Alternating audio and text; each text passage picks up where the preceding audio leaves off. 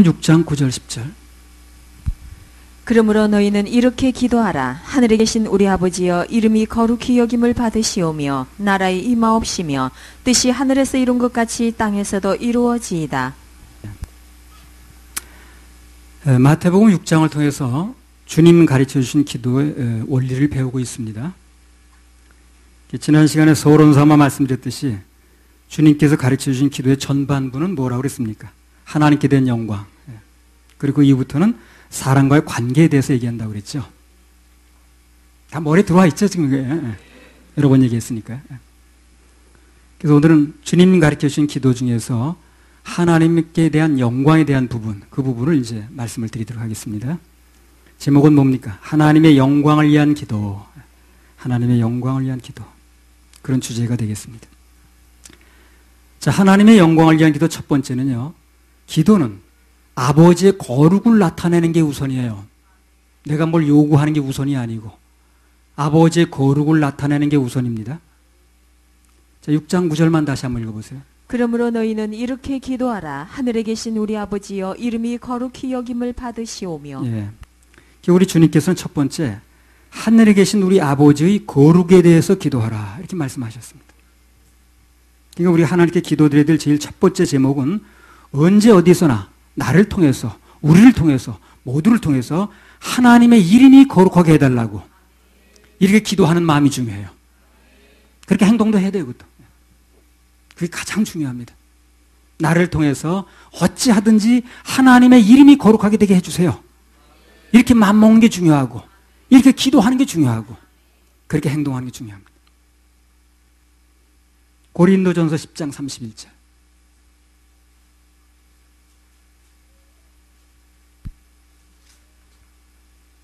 그런즉 너희가 먹든지 마시든지 무엇을 하든지 다 하나님의 영광을 위하여 그래, 하라. 먹든지 마시든지 뭘 하든지 다 하나님의 영광을 위해서 해라.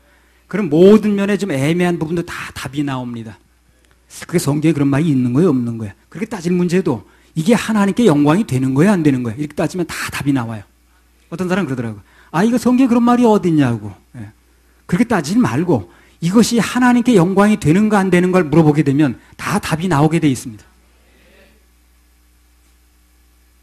그래서 하나님께 영광, 그거 이상 더 크고 시급한 기도 제목이 없다는 거예요. 내가 어디서 뭘 하든 간에 하나님께 영광이 되게 해달라. 이 기도가 최고 중요한 기도입니다. 그럼 욕심낼 일이 없어요. 싸울 일이 없습니다. 얼굴 붉힐 일도 없어요. 낙심할 일도 없고, 하나님의 영광을 위해서 하는데 낙심할 게 뭐 있나? 얼굴 붉힐 일이 뭐 있고, 싸울 일도 없습니다.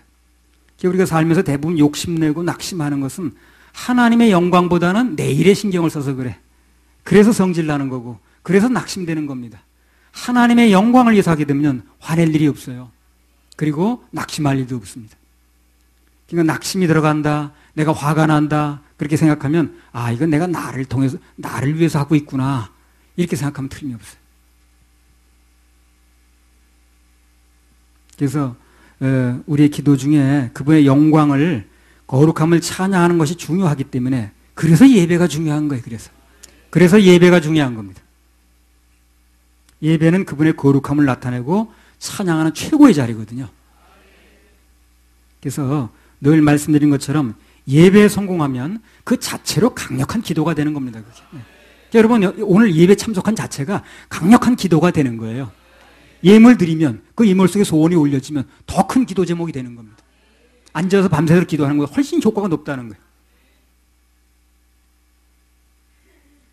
그러면 어떤 때에 우리를 통하여 하나님의 거룩함이 나타나는가? 거룩이 중요하다고 그랬으니까 그 방법에 대해서 소제목으로 두 가지를 말씀드리고 나중에 큰 제목 하나만 더 말씀드리겠습니다.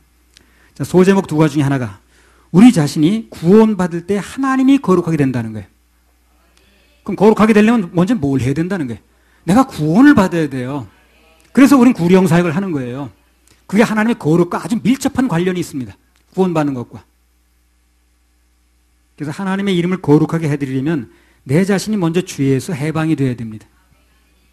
왜? 죄인들은 하나님을 거룩하게 해드릴 수가 없어요. 죄인은 구원받아야지. 죄인은 하나님을 거룩하게 해드릴 수가 없어요. 하나님은 죄인을 자녀로 두신 적이 없습니다. 여러분, 우리가 언제부터 그분을 아버지라고 부르게 됐나요? 언제부터 부르면 아버지라고 부르게 됐습니까? 교회 나가다 보니까 다른 사람들이 아버지 하니까 나도 아버지라고 그랬습니까? 그건 아니겠죠. 그 하나님을 어머니라고 부를 수 없어 아버지라고 부릅니까? 그것도 아니겠죠. 우리가 하나님을 아버지라고 부르게 된 것은 예수 그리스도의 공로로 말미암아 죄 사함 받고 그리고 의인이 되었을 때 그때부터 진정 우리는 아버지라고 부르게 된 거예요. 그리고 의인이 되지 않으면 죄 사함 받지 않으면 아버지라고 아무리 불러도 소용없는 거예요. 그래서 아버지라고 부르게 될 때는 먼저 우리 구원받고 거듭났을 때 그때 우리를 하나님의 아버지라고 부르게 되었고 그리고 그분의 거룩을 찬양할 자격이 생긴 겁니다. 사람들은 그냥 얼떨결에 교회 나가다 보니까 그냥 아버지라 부르지 뭘. 그래가지고 그냥 얼렁뚱땅 그렇게 불렀는지 모르지만 하나님은 그렇게 얼렁뚱땅 자녀를 삼는 분이 아니에요. 우린 그렇게 부르는지 모르지만 사람들이 그렇게 부르는지 모르지만 하나님은 그렇게 얼렁뚱땅 그냥 뭐 그래 해가지고 자녀를 삼는 분이 아니라니까. 그리고 어떻게 하다 보니까 자식 하나 또 늘었네. 그게 아니라니까. 그런 식으로 하는 분이 아닙니다. 그분은요. 그렇게 될 수도 없고. 아니, 왜 낯도 모르는 아이가 날 쫓아오면서, 나의 아버지요, 거룩하신 나의 아버지요, 그러면 내가 뭐라고 그러겠어요? 내가 널 언제 낳았다고 그러냐? 내가 널 낳았냐? 얼마 전 신문에 보니까 이북에 김아무개가 자기의 전용 안마사가 있대요. 그 전용 안마사와 이 사이에서 어떻게 하다 보니까 아들 하나 생겼다는 거예요. 우리는 그렇게 어떻게 하다 보니까 생긴 아들이 아니라니까. 우리 어떻게 하다 보니까 생겼대. 우리는 그렇게 어떻게 하다 보니까 생긴 아들이 아니고 그런 자녀가 아니에요. 분명히 예수 그리스도의 피로 거듭나서 그분의 자녀로 정식으로 나온 사람들입니다. 정식으로. 그러니까 어쩌다 생긴 사람들이 아니고. 근데 그렇게 생각하는 사람도 있더라고. 교회 나가다 보니까 어쩌다 되는 걸로. 10년 나갔으니까 어떻게 안 되겠어? 그렇게 생각하는 사람들이라니까. 그렇게 되는 게 아니라니까요. 10년 같이 산다고 어쩌다 애기 나오는 거예요? 그건 아니죠.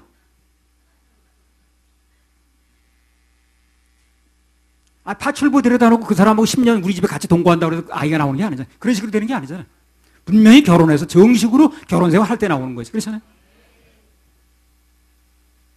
그래서 누구든 간에 하나님께 진정으로 영광을 돌리려면 그 일생에서 적어도 한 번 죄로부터 해방된 어느 한 날이 있어야 됩니다. 그날을 기억하든 못하든 있어야 돼요. 있으니까 나은 거 아니겠어요? 기쁜 날 주 나의 죄 다시 쓴 날. 늘 깨어서 기도하고 늘 기쁘게 살아가리. 기쁜 날 주 나의 죄 다시 쓴 날. 그 날이 반드시 있어야 됩니다. 그 날이 있는 날은 이 찬송이 실감이 나겠죠. 그 날이 없는 사람은 이 찬송 부르고 싶지도 않고 추상적이야. 그런 날이 있는 거예요. 여기서 그 날이라는 것은 단순히 그냥 영접한 날이 아니고요.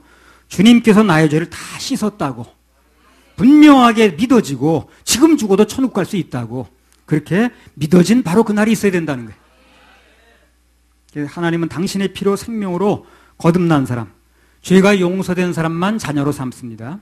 그를 통해서 영광을 받으시는 거예요. 누군가 자녀가 되려면 그 부모의 피를 받아야 되는 거 아닙니까? 그렇죠? 그냥 부른다고 자녀가 되는 게 아니잖아요. 그리고 똑같아요, 생명의 원리는. 우리 그걸 얘기를 하는 거예요. 그래서 분명히 얘기를 해주려니까 분명히 안 한 사람들은 그게 또 이상하다는 거예요. 분명히 안 한 게 이상한, 이제 그게 또 당연한 줄 알아가지고 분명히 해주려고 그러면 뭘 이렇게 따지냐고. 대강대강 하지. 대강대강 어떻게 하다 보니까 자녀 된 게 아니라니까. 아무튼 그래서 죄인은 100번 죽었다 깨어나도 그분을 거룩하게 해드릴 수가 없습니다. 죄인이 자꾸 하나님의 아버지라고 부르게 되면 그건 하나님께 영광이 아니에요. 그분을 왜 이렇게 욕되게 하는 겁니다. 죄인이 자꾸 아버지라고 하면 하나님이 죄인 아버지예요? 그렇지는 않잖아요. 오직 마음속에 죄가 예수님의 보혈의 공로로 깨끗하게 눈같이 혀진 사람들이, 그런 사람들이 하나님께 영광을 돌리고 또 그분을 거룩하게 해드릴 수가 있는 것입니다. 그래서 나의 죄 문제가 해결됐을 때 그때 나의 찬양, 나의 기도, 나의 헌신이 그분을 영화롭게 할 수가 있어요. 그래서 혹시 우리 중에 또 인터넷을 통해서 이걸 듣는 분 중에 아직도 죄사함의 확신이 없는 분들이 있으면 반드시 얘기를 해야 됩니다. 저한테 얘기를 하시든가 제 아내한테 얘기를 하시든가 우리 사역자한테 얘기를 하시든가 하여튼 방법을 찾아야 돼요. 그러면 이 세상 어떤 일보다도 최우선적으로 그걸 먼저 해결해 드립니다. 왜 그렇습니까? 교회 존재의 목적이 그거예요. 교회 존재의 목적이 영혼을 거듭나게 하는 겁니다. 건지는 거예요. 지옥 가는 데도 건져내는 거거든. 교회 존재 목적이 그거예요. 그래서 우리 모이기도 하고 헌금도 하고 식사도 하고 그렇게 하는 거죠. 그게 가장 큰 목적입니다. 교회가 그걸 못하면 안 되는 거예요. 그래서 죄사함 받지 못한 상태로 절대 이 세상을 뜨면 안 됩니다. 죄사함 받지 못한 상태에서 이 세상을 뜨면 안 돼요.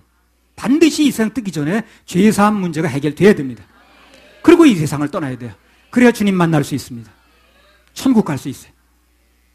그냥 이 세상 뜨게 되면 큰일 납니다. 고린도후서 6장 2절에 기록된 대로 지금이 은혜 받을 만한 때요. 오늘이 구원의 날입니다. 그런 중요한 문제를 다음으로 미루면 안 돼요. 내일로 밀러도 안 됩니다. 사단의 속임수에 넘어가면 안 돼요. 그래서 제 마음 같아서는 온 나라 사람을 내가 다 책임질 수 없지만 적어도 서울교회 나와서 예배드린 분들은 어찌하든지 무슨 방법을 써든지 또 누굴 통해서 어떻게 도와주든 간에 다 천국 갈 수 있도록 만들고 싶어요. 여기서 같이 예배드린 분이 천국에서 만나지 못하는 사람이 한 명도 없어야 됩니다.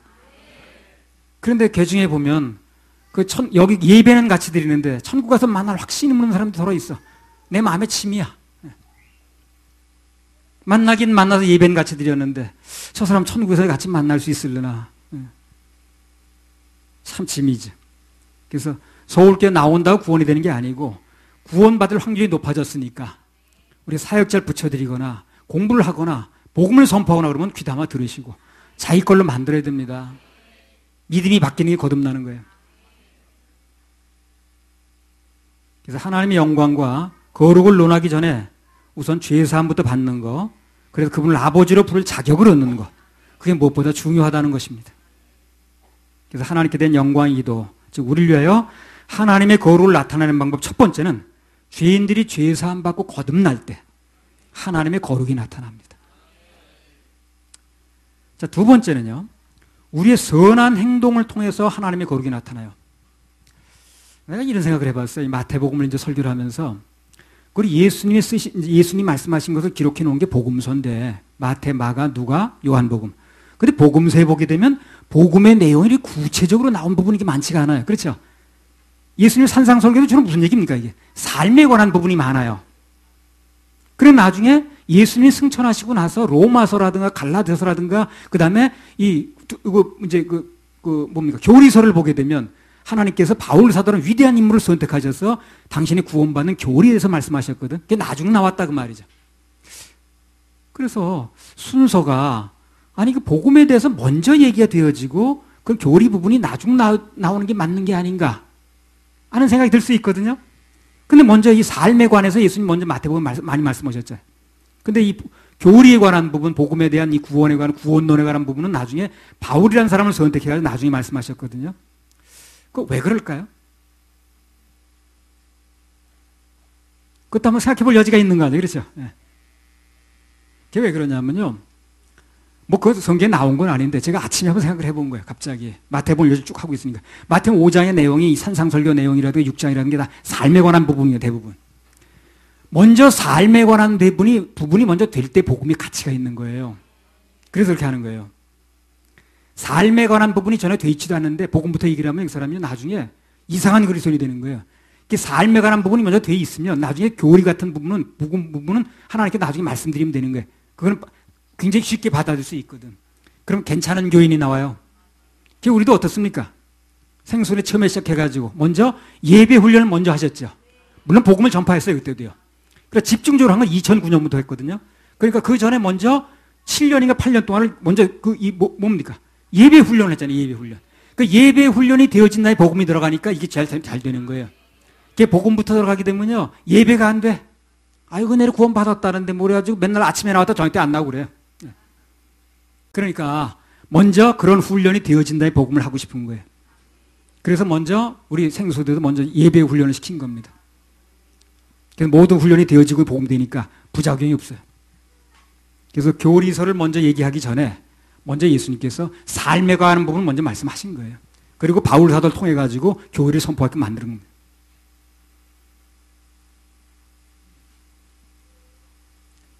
그래서 우리는 먼저 이제 복음에 대해서 다 이렇게 거듭나고 구원받은 사람이 대다수니까 이제는 이제 삶에 관한 부분을 예수님께서 말씀하신 부분을 마태복음을 보는 겁니다. 자, 마태복음 5장 16절. 같이 너희 빛을 사람 앞에 비추게 하여 저희로 너희 착한 행실을 보고 하늘에 계신 너희 아버지께 영광을 돌리게 하라. 예. 오늘 수많은 사람들이 입에서 보면은요, 얼마나 많은 사람들이 입에서 그 하나님의 이름을 망령되이 부르는지 몰라요. 참, 그건 문제야. 예.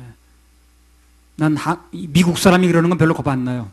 근데 한국 사람이 그러면 참 겁이 나더라고. 우리나라가 직결되는 문제니까. 사람 입에서 그냥 막 그 하나님에 대해서 망령되이 부르는 거 보면, 예. 오늘 나오는 음악도 그렇고요, 책도 그렇고요. 하나님을 모욕하는 노래가 많고, 하나님을 모욕하는 책이 한두 가지가 아니라. 그 인간이 뭐 조금만 잘하면 걷다 대고 그냥 그 이름 앞에다 어쩌저쩌 이렇게 붙여. 예. 그 사람이 하나님이란 얘기지, 이제. 참 무식하면 용감하다. 큰일 날 일입니다. 근데 유심히 한번 보니까, 운동선수 앞에, 무슨 감독 앞에 가시란 명칭을 갖다 붙이면 그 선수 얼마 있다가 부상당하더라고. 아니, 힘을 영 못 쓰더라고. 아마 그거 본인들이 알면 그런 거 붙이지 말라고 그럴 텐데. 세상 사람들은 뭐 그렇다 치더라도 그보다 더 큰 문제가 뭐냐면 하나님을 믿는다고 하는 사람들 중에서도 그분의 이름에 먹칠하는 사람이 많다는 거예요. 어떤 의미에서 보면요, 안 믿는 사람 때문에 하나님이 이름이 손상되는 것보다 믿는 사람 때문에 손상되는 게 더 많아요. 그렇죠? 안 믿는 사람들이 뭘 하든 그들이 하는 행동 때문에 하나님 이름이 그렇게 손상받지 않아요. 하나님 걸고 넘어가지 않아요. 근데 믿는다고 하는 사람들이 빛을 잃고 맛을 잃으면 그것은 직접적으로 하나님의 영광에 영향을 미칩니다. 대번에 뭐 예수 믿는 것들이 어쨌다는 둥 뭐 어쩌 하면서. 그래서 오늘 하나님의 이름이, 아버지의 이름이 거룩히 여김을 받으시오며, 이 말 속에는 우리 믿는 사람들의 행동을 통해서 하나님의 이름이 거룩히 여김을 받게 해주세요, 이런 기도가 들어있는 거예요. 그런 뜻이 들어있는 겁니다. 그러니까 항상 우리 그런 기도를 해야 되는 거예요. 나를 통해서 하나님의 이름이 거룩하게 해주세요. 나의 행동을 통해서, 나의 삶을 통해서, 나의 말을 통해서, 나의 생각을 통해서, 나의 모든 일상생활을 통해서, 내 일생을 통해서 하나님의 이름이 거룩함을 받게 해주세요. 하나님의 이름이 먹칠되지 않게 해주세요. 이를 기도하는 마음이 중요해요. 나를 통해서 하나님 이름이 절대 먹칠되지 않게 해주세요. 원래 하나님은요, 누가 뭐라 하든 간에, 누가 뭐라고 얘기하든 말든 그분 자신은 거룩하십니다. 그렇죠? 우리가 거룩하지 않다고 해도 그분이 거룩하지 않는 게 아니에요. 물론 그분은 우리가 말을 어떻게 하든 간에, 사람들이 평가가 어떻게 나오든 거룩한 게 맞아요. 그러나 그 거룩함이 사람들에게 전달되는 것은 우리 하나님의 자녀들이 말과 행동을 통해서 전달되는 경우가 많다는 거죠. 우리가 참 하나님께 영광을 돌리고 삶에서 깨끗함을 보이고 그러면 그 사람들이 하나님은 계신 거야, 맞는 거야, 이렇게 얘기를 하거든. 그래서 우리들의 삶과 하나님의 영광과는 매우 밀접한 관련이 있다는 겁니다. 우리 하나님의 자녀들이 막 살고 엉터리도 살고 그렇게 하는데 그걸 보고 사람들이 하나님께 영광을 돌릴 일은 없어요. 그렇겠죠? 예. 우리가 막 살고 그냥 거짓말이나 하고 막 떼어먹기나 하고 그냥 막 싸움이나 하고 그러면서 막 그렇게 막 사는데 그 행동을 보고 사람들이 하나님께 영광 돌려야 돼, 하나님이 계신 분이야, 이렇게 얘기를 하겠습니까? 그래서 우리 하나님의 자녀들이 오직 하나님을 높이는 마음으로 사람들에게 사랑을 베풀고 진실하게 행동하면, 그래 보증 안 세워도 돈 다 잘 갚고 그러면 사람들은 자연적으로 하나님 진짜 계시구나, 이렇게 얘기를 하는 거거든. 그 과정에서 하나님의 이름이 자연적으로 높아집니다. 그런 것이 다 하나님의 영광을 위한 뭐가 됩니까? 기도가 되는 거예요. 기도가 말 몇 마디 하는 기도가 아니라니까요. 굉장히 광범위합니다. 우리 숨 쉬는 것도 다 기도예요. 여러분 호흡 기도라는 책 못 읽어봤습니까? 우리 숨 쉬는 것도 다 기도예요. 쉬지 않고 기도하려면 숨 쉬는 기도가 돼야 돼. 숨은 잠자도 쉬죠. 죽지 않는 나. 그렇게 쉬지 않고. 그래서 오늘 이 말씀을 듣는 우리 모두가 우리가 정말 행동 하나하나에, 말 하나하나에 하나님의 영광이 드러나도록, 내가 말하는 이 말 듣고 내가 하는 이 행동 보고 사람들이 하나님께 영광을 돌릴 것인가, 이걸 꼭 좀 한번 생각해 봐야 됩니다. 그래야 천란교인이에요. 그래서 난 그런 생각을 해보는 거예요. 내가 이렇게 말했을 때, 내가 이렇게 행동했을 때, 내가 이 행동하는 걸 보고 사람들이 하나님께 영광을 돌리겠는가, 그건 한번 꼭 좀 물어볼 필요가 있다는 거예요. 그래서 우리의 착한 행실을 통해서 마태복음 5장 16절의 말씀대로 하늘에 계신 아버지께 영광이 돌려지는 그런 분들이 되시기를 예수님 이름으로 축원합니다. 할렐루야. 우리 하나님께 박수 올려드려요. 자, 하나님의 영광을 위한 기도 큰 두 번째입니다. 내 마음의 천국이 이루어진 기도예요. 그게 하나님의 영광이 됩니다. 하나님께 영광이 되는 게 뭐라고요? 내 마음에 먼저 천국이 이루어져야 돼요. 6장 10절. 나라의 임하옵시며 뜻이 하늘에서 이룬 것 같이 땅에서도 이루어지이다. 예. 자, 우리가 보통 하나님의 나라, 즉 천국을 이해할 때 두 가지 의미로 생각을 합니다. 첫째는 계시록 21장에 나오는 하늘에서 내려오는 새 예루살렘성이 있어요. 실제 천국입니다. 실제 천국. 실제 천국은요, 이제 내려옵니다, 하늘에서. 그건 추상적인 게 아니라 실제로 있는 천국이에요. 국이니까, 나라 국자. 그리고 통치도 있고요. 구원받은 우리 모두가 이 다음 실제로 들어가서 영원히 살 그 천성이 있습니다. 이게 추상적인 게 아니에요. 실제로 들어갑니다, 우리가. 그런데 그 천국은 우리가 빨리 오라고 해서 빨리 오는 것도 아니고, 늦게 오라고 해서 늦게 오는 것도 아니에요. 절대적으로 그분의 권한에 속해 있습니다. 우리 사람 스케줄이 맞추는 게 아니라 하나님의 스케줄에 맞춘다는 거죠. 그래서 그 하늘나라 실제 천국은 우리의 신경을 안 써도 됩니다. 하나님께서 알아서 하십니다. 하늘에 있는 천국은요, 하나님께 때가 되면 우리들에게 이제 나타내 보여주셔요. 우리가 먼저 그리로 가든가. 그런 실존하는 천국 외에 또 하나의 천국이 있는데, 그게 뭐냐면 우리 마음속에 임하는 나라, 심령천국입니다. 마음속에 임하는 나라, 심령천국. 자, 그렇게 해놓고 6장 10절을 다시 읽어보세요. 나라의 임하옵시며 뜻이 하늘에서 이룬 것 같이 땅에서도 이루어지이다. 그러니까 예수님을 내 마음속에 구세주로 모실 때 내 마음에 임하는 그 나라, 내 마음에 임하는 나라, 이게 심령천국이에요. 심령천국이 이루어진 사람들이 어떻게 합니까? 실제 천국에 들어가는 거예요, 나중에. 심령천국이 먼저 이루어진 사람들이.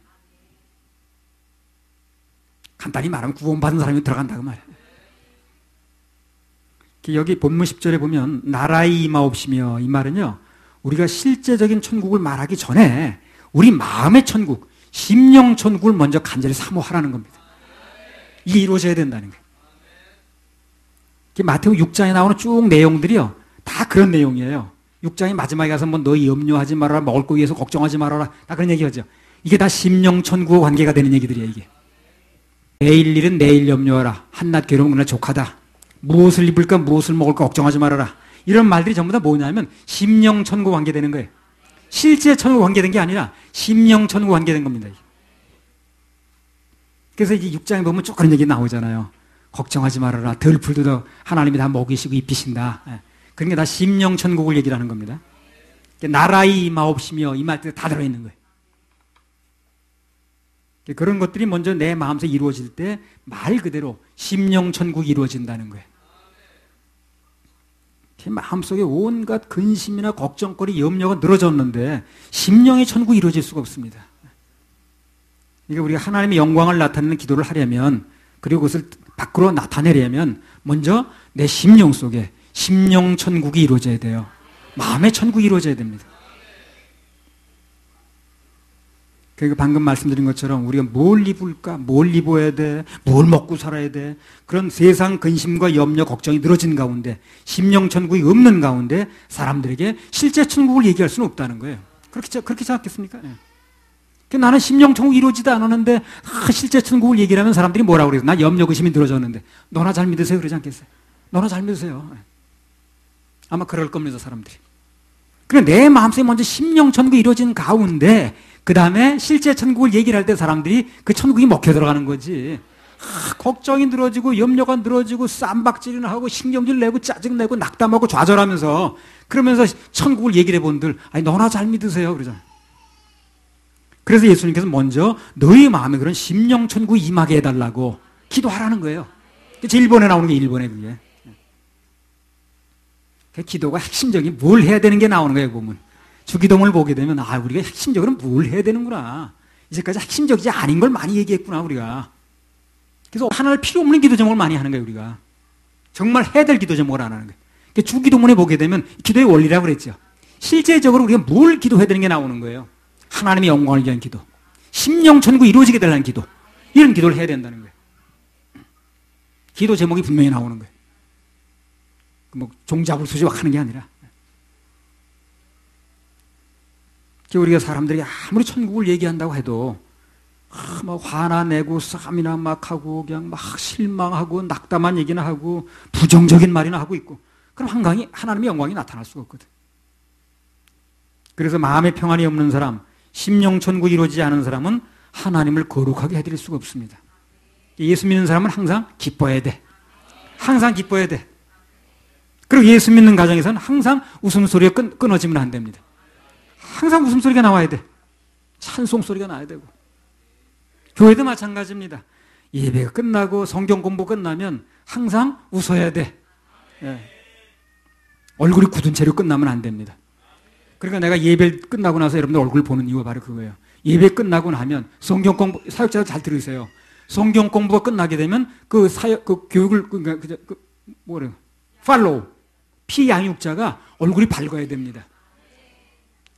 얼굴이 굳어가지고 근심, 그렇게 보내진 마세요. 물론 지옥에 관한 얘기, 심판에 관한 얘기를 했다 할지라도 조금만 참으세요. 이 얘기 지나가게 되면, 잘 받아들이면 천국 얘기가 나옵니다. 소망을 줘서 보내야 돼요. 정죄해가지고 그냥 보내지 말고요. 예. 그럼 가면서 어둡거든. 예. 그럼 다음을 기약하기 어려워요. 그렇게 하지 말고. 그게 결론이 아니니까. 그러니까 오늘 지옥에 관한 얘기, 심판에 관한 얘기를 했다 할지라도 그걸 끝내서 보내지 말라고요. 자, 다음에 오게 되면요, 다음번에는요, 천국 얘기가 나옵니다. 예수입니다. 해결했다는 얘기가 나옵니다. 소망을 가지세요. 그러니까 이건 필요했기 때문에 얘기를 하는 겁니다. 그래서 얘기를 잘 설명을 해줘야 돼요. 그래서 어쨌든 간에 표정이 굳은 채로 끝나게 하지 마세요. 그런 목적으로 끝나는 본부가 아니니까. 결국은 소망적인 거고, 천국을 얘기하는 거 아니겠어요? 그걸 그 사람에게 이루어지게 해주려고 그러는 거 아니에요? 그러니까 그렇게 굳은 얼굴을 끝나게 하면 안 돼. 이것저것에서 기뻐하는 소리가 나와야 되고요. 소망적인 얘기가 나와야 되고요. 웃음소리가 터져야 됩니다. 그래야 사람들이 보고, 아, 예수 믿는 사람들의 참모습이 저런 거구나 라고 느끼는 게 있는 거예요. 초대교회가 그랬거든요. 모이면 막 서로 나누고 막 즐거워 그러니까 사람들이 날마다 더해지는 거야. 저 뭔가 해가지고. 사역자들은 절대 다투면 안 되고요. 교회 안에서 만난 사람은 귀한 사람들입니다. 세상에서 만난 사람 100사람보다 귀한 거예요. 그렇죠? 같은 믿음을 가진 사람이 많지 않잖아요. 같은 믿음을 가지고 같이 우리가 기도 제목을 나눌 수 있는 사람들이기 때문에 굉장히 귀한 존재입니다. 교회에서 만난 사람들은. 절대 사역자끼리 다투면 안 됩니다. 웃고 기쁘고 이렇게 해야 됩니다. 아무튼 그래서 우리 하나님의 자녀들은 아무리 눈앞에 형편이 안 좋고 아무리 속상한 일이 있어도 항상 내가 먼저 마음의 천국을 누려야 돼요. 그래야 하나님의 영광이 나타나는 겁니다. 그래서 나를 통해서 하나님의 영광이 나타나면 그 과정에서 내 모든 문제는 저절로 해결됩니다. 저절로 해결돼, 저절로. 그래서 오늘 우리 모두에게 핵심적인 문제는 뭐냐면 이미 우리에게 주어주신 실제 천국이 있는데, 그렇죠? 그걸 어떻게 심령으로 누리느냐 하는 문제라. 실제 천국은 이미 주어졌잖아요. 근데 그걸 어떻게 우리 삶 속에 누리느냐 하는 문제.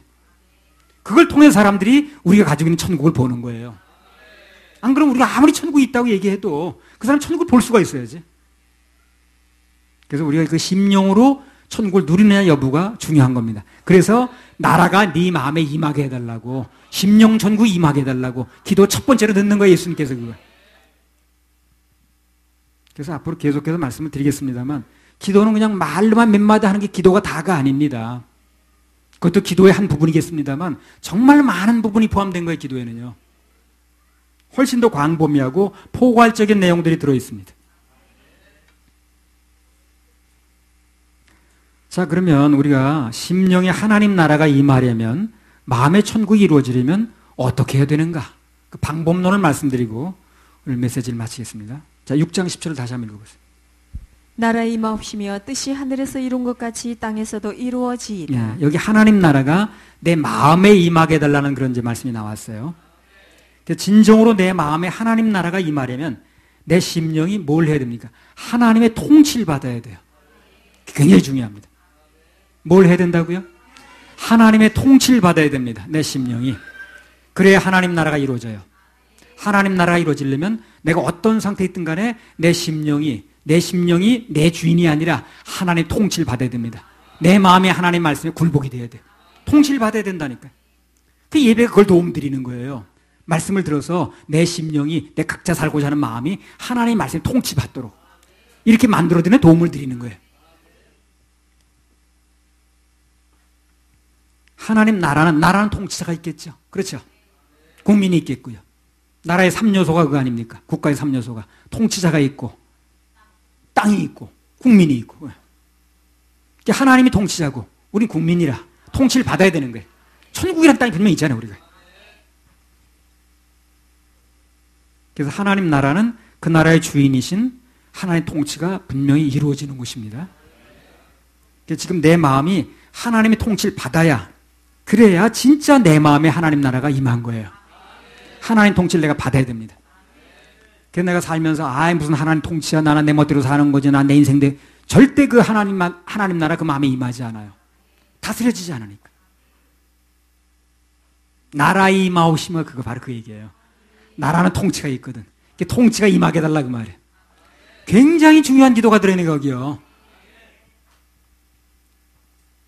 그러니까 내가 지금 병에 걸렸다 할지라도, 하는 사업이나 하는 일이 잘 안 된다 할지라도, 부인 때문에 속 썩어도, 남편 때문에 속을 썩는다 할지라도, 내 자동차가 어디 부딪혀서 상했다 할지라도, 현재 내 마음을 철저하게 하나님이 다스려달라고 그렇게 할 수 있어야 돼요.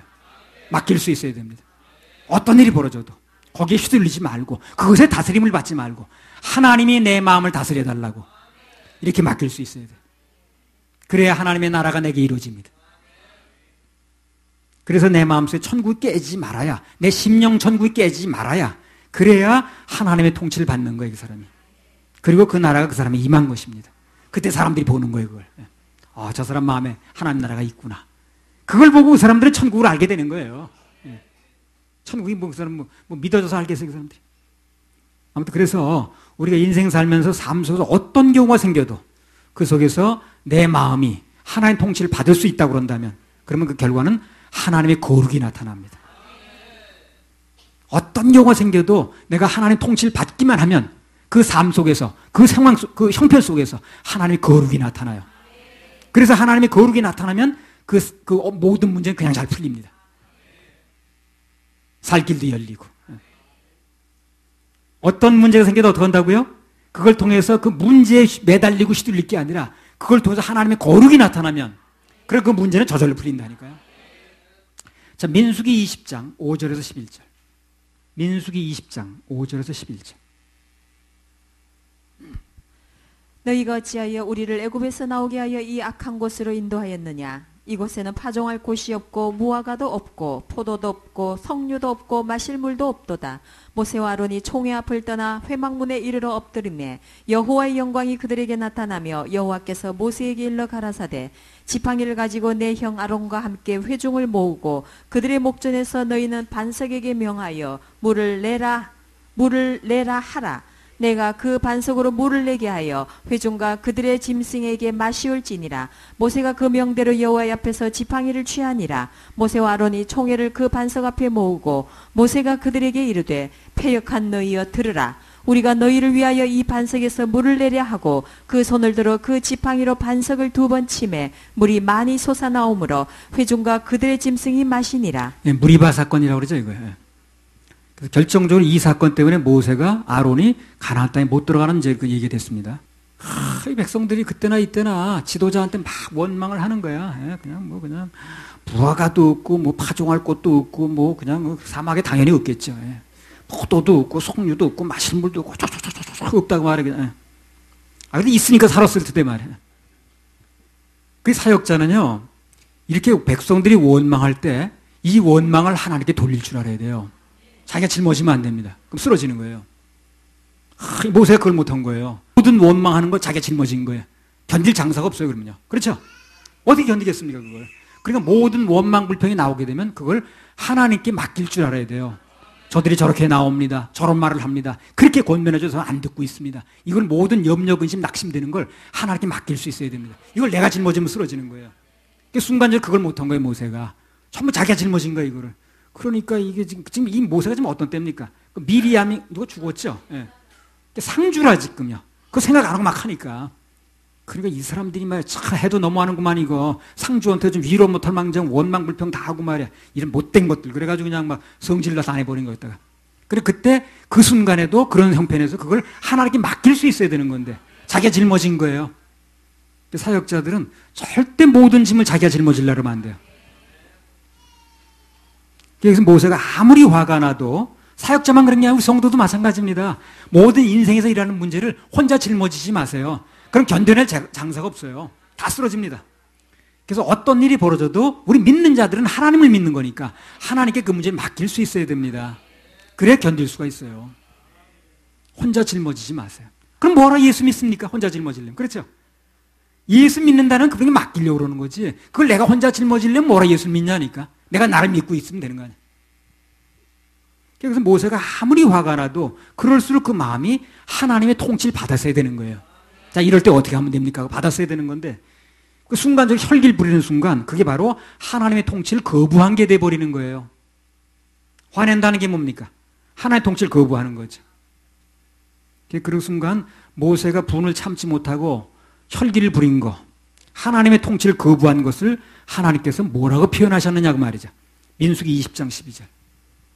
여호와께서 모세와 아론에게 이르시되 너희가 나를 믿지 아니하고 이스라엘 자손의 목전에 나의 거룩함을 나타내지 아니한 고로 너희는 이 총회를 내가 그들에게 준 땅으로 인도하여 드리지 못하리라 하시니라. 너희가 모세와 아론이 형편에 관계없이 나를 믿지 아니하고 믿지 않는다는 뭡니까? 맡기면 내가 처리할 텐데 너희가 나를 안 믿었다 그 말이야.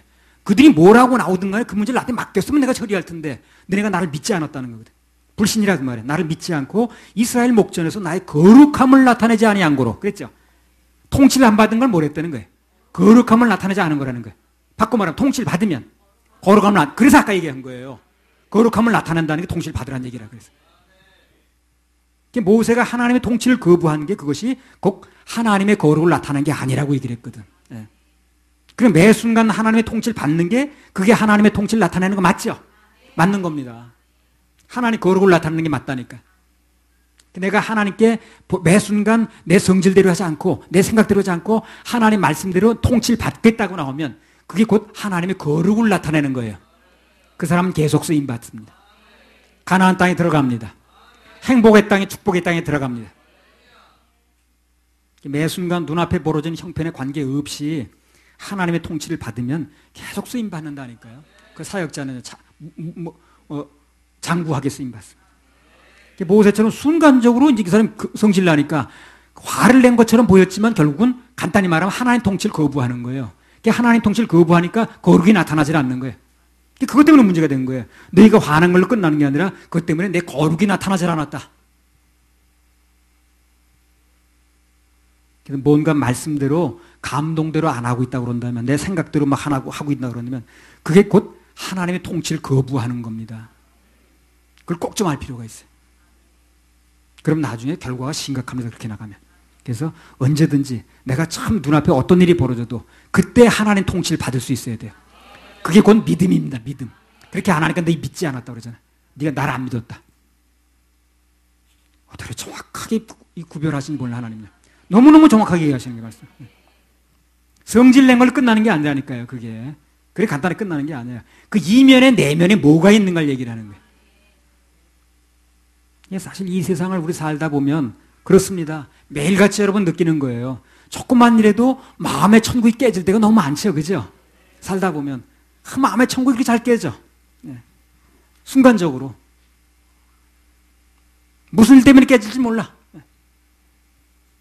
일단 우리 마음의 천국이 깨지면 그때부터 내 마음에 감사가 없어집니다. 기쁨이 없어져요. 천국이 깨지면. 그리고 그 다음부터 기도가 안 되더라고 또. 감사가 깨지고 그 다음에 그 기쁨이 깨지니까 없으니까 기도가 잘 안 돼. 그땐 기도가 아니야 원망불평이지.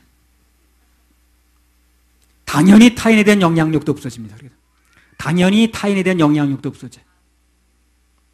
잠언 4장 23절에 보면 무릇 지킬 만한 것보다 더욱 내 마음을 지켜라. 생명의 근원이 거기서 난다 그러잖아요. 우리 하나님의 자녀들은 어떤 경우에도 마음의 천국이 깨지지 말아야 됩니다. 그게 깨지면 다 깨지는 거예요. 그 마음의 천국의 믿음의 그릇 아래 모든 게 다 담겨 있는 거거든. 그게 깨지면 다 나가버립니다. 다 깨져버려요. 남는 게 아무것도 없어. 저 사람 믿는다고 남는 게 뭐냐, 저 마음속에. 나하고 다른 게 뭐냐, 이렇게 되는 게. 그 마음의 천국이 깨지지 않으려면 순간순간 하나님의 통치, 다스림을 받아야 됩니다. 출애굽기 18장 21절.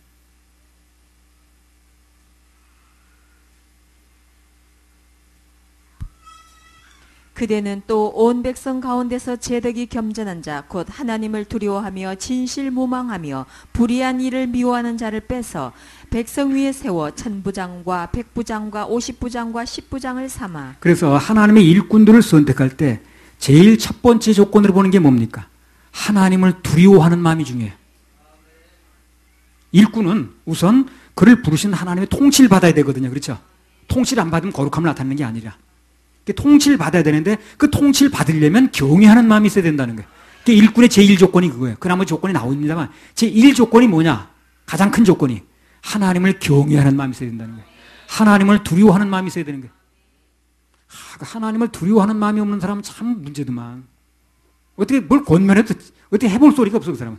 하나님의 말씀을 두려워하는 마음이 있을 때 그때 그 사람도 뭐가 통하는 거지. 하나님을 두려워하는 마음이 없는 사람은 해볼 도리가 없더라고요. 그래서 여러분 여기 자매들은요, 남편을 얻을 때 적어도 그 사람이 하나님을 두려워하는 마음이 있는 사람을 얻어야 됩니다. 그래야 뭘 해보지. 하나님을 두려워하는 마음이 없어, 그 사람이. 그러면 해볼 도리가 없어요.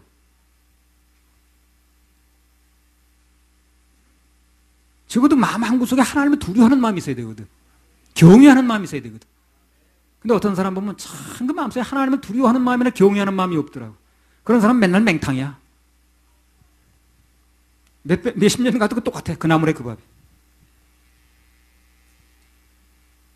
일꾼은 우선 부르신 하나님의 통치를 받아야 되는데 그 마음속에 하나님을 경외하는 마음이 있어야 그분의 통치를 받는다는 거거든. 일꾼의 제일 첫 번째 조건이 뭡니까? 하나님을 두려워하여. 그러는 거예요. 그게 나온 거예요. 두려움은 경외를 말하거든. 경외. 어떤 경우에도 그분을 먼저 의식하는 사람이 그분의 통치를 받는 것입니다. 그런 사람들이 사명자의 자격이 있는 거예요. 성도도 마찬가지고. 일꾼을 삼을 때도 그 사람이 재능이 있고 없고는 둘째고 그 사람이 하나님을 두려워하는 마음이 있는 걸 꼭 보셔야 됩니다. 하나님을 두려워하는 마음이 없는 사람은 끝내 가도 그 사람은 어떻게 해볼 수가 없어요. 그 사람은 주먹으로 다스릴 거예요? 아니면 힘으로 다스릴 거예요? 욕해서 맨날 야단쳐서 다스릴 거예요? 그건 안 됩니다. 아무튼 그래서 우리가 세상 사람들과 다른 게 있다면 어떤 경우에도 마음의 천국을 누리는 겁니다. 환경은 똑같을 수 있어요. 더우면 우리 똑같이 덥습니다. 세상 사람만 더운 게 아니거든. 고생되고 경제력이 나쁘면, 나라 경제가 나쁘면 우리도 똑같이 당하는 것이고 그 사람 똑같이 당합니다. 다른 게 뭡니까? 우린 마음의 천국이 있다는 거예요. 마음의 천국. 그래서 그게 깨지게 되면 그때부터는 세상 사람들과 다를 게 없어요. 다른 것이 아무것도 없다 보니까 빛과 소금의 역할을 못하게 되는 것이고 하나님의 영광도 가려지는 것이고 결국은 밟히는 것입니다. 찬송가 519장 가사 중에 이런 가사가 나와요. 주께 내 혼 맡기겠나 최후 승리 믿으며 걱정 근심 어두운 군을 너를 둘러 덮을 때 우리의 심령 주의 것이니 당신의 형상 만드소서.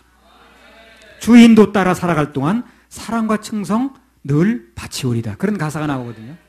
그러니까 그 말대로 그대로입니다. 걱정 근심 어두운 군을 나를 둘러 덮을 때 그때 내 심령 주의 것이라고 맡길 수 있느냐는 거예요. 당신의 형상 만들어달라고 맡길 수 있냐는 거예요. 주의 인도를 따르겠다고 말할 수 있냐는 거예요. 그렇게 할 수 있어야 기도도 되고 찬송도 되는 거죠. 찬송이 찬송됐게 되는 거예요. 자, 그런 찬송은 멋있는 찬송이에요. 그러니까 나에게 어떤 상황이 벌어져도 주님 지금 내 마음을 주께서 통치해 주시옵소서 라고 맡길 때 그때 그게 참된 기도입니다. 또한 하나님의 영광을 나타내는 기도가 되는 거예요. 나도 가끔 이렇게 지내다 보면 교회에서든지 또 우리 협회에 속한 분들 중에 참 어려움 당하는 분이 생길 수 있거든요. 뭐가 잘 안 된다고 그러고 뭐가 잘 안 풀린다고 그러고 뭐 병이 어디가 깊어졌다고 그러고 그러면 그 얘기를 듣는 순간 내 마음에 짐이 되는 거예요. 이제 저거 어떻게 하면 좋나 저거. 심령이 곤고하고 무겁고 그렇습니다. 그러니까 당신 일이지 내 일이냐. 그렇지 않아요.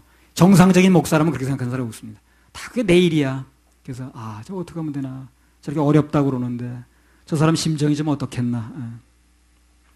그럴 때마다 마음이 무거워지면 내가 어떻게 기도합니까? 주님, 지금 이 무거워진 이 마음을 주님께 맡깁니다. 저가 저를 지배하지 않게 해주시고 이 근심 걱정이 날 지배하지 않게 해주시고 하나님의 평강이 나를 지배하게 해주세요. 이렇게 기도하는 거예요. 그런 기도가 굉장히 중요하니까. 그걸 하라는 거 아니에요? 그 기도를 하라는 거죠, 오늘요. 그런 기도를 하라는 거 아니에요? 주님 직접 내 마음을 다스려 주시옵소서. 지금 저도 제 마음을 어찌할 수가 없습니다. 저를 붙들어 주시고 평안을 주시옵소서. 이렇게 기도하라는 거예요. 그렇게 기도하는 것입니다. 내려놓기까지가 힘들지 그렇게 맡겨지기만 하면 그 다음부터는 하나님께서 알아서 해주시더라고요. 피할 수 있는 길을 주시더라고요. 감당할 수 없는 시험을 주지 않으시더라고요. 베드로전서 5장 7절. 베드로전서 5장 7절. 너희 염려를 다 주께 맡겨버리라. 이는 저가 너희를 권고하심이니라. 염려는 맡겨 버려야 됩니다.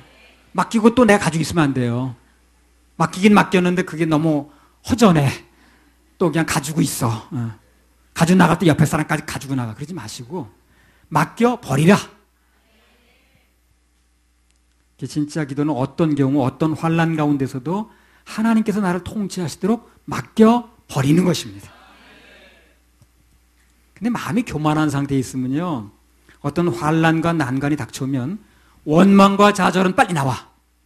근데 그 마음이 주님께 맡겨지질 않습니다. 이게 교만이에요. 교만한 사람 마음이 맡겨지질 않아요. 원망, 불평은 빨리 나오는데 참 맡겨지질 않아. 그러면 왜 이렇게 안 맡겨지냐? 아, 내 마음이 교만하구나. 그럼 뭘 기도해야 될까요? 겸손 달라고 기도해야죠. 겸손 달라고. 기도의 줄을 잘 잡아야 돼. 그러니까 그냥 막 해대는 게 중요한 게 아니라 기도의 줄을 잘 잡아야 됩니다. 교만한 상태에 있게 되면 맡겨지지가 않아요. 참 원망불평 나오고. 그럼 그때는요, 겸손 달라고 기도해야 됩니다. 겸손. 주여, 내 마음이 겸손하지 않습니다. 겸손 주세요. 가장 필요한 기도 제목입니다. 그래서 내가 나를 다스리고 있는 한 마음의 천국은 절대 이루어지지 않습니다. 하나의 통치가 거부되는 거니까. 그래서 앞으로 지구상에 예수님이 직접 오셔서 1000년 동안 직접 이제 다스리는 기간이 있거든요. 천년왕국이라고 그러죠. 그때만 진짜 이 나라가, 이 세계가 이제 완전하게 통치가 됩니다. 그때까지는, 그럴 때까지는 이 세상에 누가 다스려도 다 완전하지 못해요. 지금 내 마음의 평화도 주님이 직접 다스려 주셔야만, 직접 다스려 줄 때 평화가 이루어지는 거거든요. 그러니까 어찌하든 간에 환경이 형편이 좋아지면 그렇게 생각하지 마시고, 지금 형편 그대로, 환경 그대로일 때 하나님이 날 다스려 주세요. 이렇게 기도하는 게 중요해요. 따라해보세요. 주여, 나를 다스려 주옵소서. 주여, 나를 다스려 주세요. 그 기도하는데 얼마나 많이 걸립니까? 그렇지 않아요. 10초면 됩니다. 근데 중요해요, 그게, 기도가. 그래서 나는 주님께 나의 모든 문제를 맡기겠습니다. 그렇게 결심하고 기도하면 그때부터 그 문제로부터 자유함이 오기 시작합니다. 그럼 이미 풀리기 시작하는 거예요. 정말 급박한 순간이 와도, 정말 내가 내 심령, 나도 어떻게 해볼 도리가 없을 때도, 주여, 내 마음을 다스려 주세요. 이렇게 한 5초만 기도하세요. 굉장히 중요합니다. 나 지금 내 마음 내가 어떻게 할 수가 없어. 내 마음 어떻게 내 다스릴 수가 없어. 나 정말 절망이고 좌절이고, 나 정말 어떻게 하고 어떻게 내 마음 안 되겠네. 그때 주여, 지금 이 마음을 주님께서 다스려 달라고 정말 진정한 마음으로 한 5초만 기도하셔. 그러면 주님으로부터 다스림이 오기 시작하고 문제는 풀리기 시작합니다. 그래서 그 마음이 하나님 지배를 받는 사람은 항상 그 마음에 천국이 있습니다. 그분의 통치를 받겠다는 자체가 이미 맡겨진 거거든. 그 통치가, 그 천국이 있는 거예요. 그래서 우리 모두가 먼저 심령의 천국을 맛봐야 됩니다. 그럴 때 뜻이 하늘에서 이루어진 것 같이 땅에서도 이루어지는 놀라운 역사가 나타납니다. 할렐루야. 우리 하나님께 영광의 박수를 드립니다. 오늘 말씀을 정리하겠습니다. 하나님의 영광을 위한 기도 첫 번째는요, 우리는 하나님의 아버지의 거룩을 나타내야 되는데 그 방법은 우리 영혼이 구원받아 죄사함 받아야 된다고 말씀드렸고, 우리 착한 행실이 외부로 나타나야 된다고 그랬습니다. 그리고 하나님의 영광을 위한 기도 큰 두 번째는 내 마음에 천국이 이루어진 기도를 해야 된다는 거예요. 그리고 내 마음에 천국이 이루어지려면 하나님께서 내 마음을 직접 다스리도록 맡겨드려야 된다. 오늘 이 말씀을 들으신 모든 분들에게 하나님의 이러한 축복이 임하시길 바랍니다. 이런 기도가 열리길 바랍니다. 할렐루야. 우리 하나님께 영광을 받습니다.